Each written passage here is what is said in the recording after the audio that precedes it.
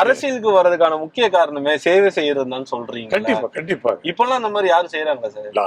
அதாவது மற்றவர்களை பற்றி நான் எதுவும் கருத்து சொல்ல முடியாது. உங்களுடைய பாயிண்ட் ஆஃப் வியூல இவங்கன்னு இல்ல.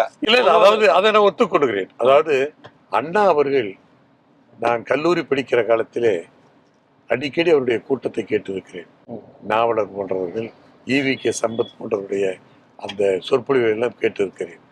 அண்ணா அப்பொழுது சொல்லுவார், இளைஞர்களை பார்த்து சொல்லுவார். காரணம், அப்பொழுது திராவிட முன்னேற்ற கழகமே இளைஞர்கள் பட்டாளமாகத்தான் இருந்தது.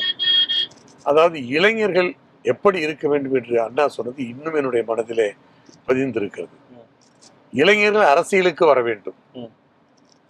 அரசியல் என்பது ஒரு சாக்கடை மாதிரி தான். ஆனால் அந்த சாக்கடையிலே குளிக்கும் நோக்கத்தோடு வந்து விடாதீர்கள். அந்த அரசியல் என்கிற சாக்கடையை சுத்தம் செய்வதற்கு இளைஞர்களாகிய நீங்கள் அரசியலுக்கு வாருங்கள் என்று சொன்னார். எனவே அவர் சொன்ன அந்த கருத்து என்னுடைய மனதிலே பதித்திருக்கிறது. எனவே முடிந்த அளவிற்கு சமூக சேவை செய்ய வேண்டும், மக்களுக்கு சேவை செய்ய வேண்டும் என்ற அந்த எண்ணத்தோடு தான் இந்த அரசியலிலே நான் நுழைந்தேன். நீங்கள் இப்பொழுது கேட்கிறீர்கள் மற்றவர்கள் அப்படி இருக்கிறார்களா என்று. மற்றவர்களை பற்றி நான் எதுவும் சொல்லக்கூடாது, என்னை பற்றி தான் நான் சொல்ல முடியும். ஆனால் இப்பொழுது சமீப கால சில சம்பவங்களை பார்க்கிற போது அந்த குற்றச்செயலிலே ஈடுபடுபவர்கள் தங்களை பாதுகாத்துக் கொள்வதற்காக ஒரு அரசியல் கட்சியை பாதுகாப்பு கவசமாக பயன்படுத்தி கொள்ளுகிறார்களோ என்கிற அந்த எண்ணம் எனக்கு இருக்கிறது. அது இருக்கக்கூடாது.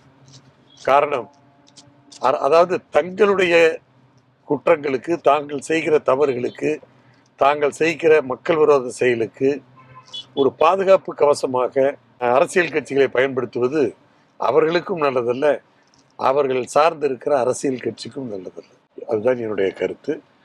முடிந்த அளவிற்கு அரசியல்வாதிகள் நேர்மையாக நடந்து கொள்ள வேண்டும், நாணயமாக நடந்து கொள்ள வேண்டும், மக்கள் சேவையிலே அவர்கள் தீவிரமாக ஈடுபட வேண்டும்.